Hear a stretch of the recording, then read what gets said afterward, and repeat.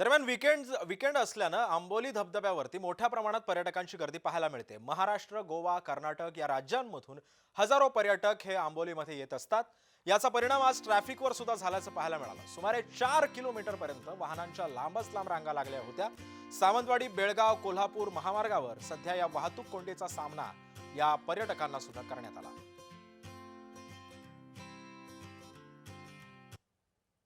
आज विकेंडची सुट्टी असल्यामुळे मोठ्या प्रमाणात पर्यटकांची गर्दी ही आंबोली धबधब्याकडे होताना दिसते। मात्र त्याचा जो परिणाम आहे तो ट्रॅफिकवर झालेला आहे।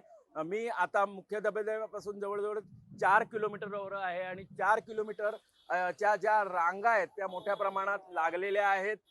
4 किलोमीटर पर्यंत हे जे ट्रॅफिक आहे ते अशा पद्धतीने गेले 1 तास झालेला आहे। अशा पद्धतीने जाम झालेला आहे आणि त्यामुळे वाहनांचा जो वेग आहे तो कुठेतरी मंदावलेला आहे। आता पोलीस हे ट्रॅफिक मोकळा करण्याचं जे काम आहे ते करत आहेत।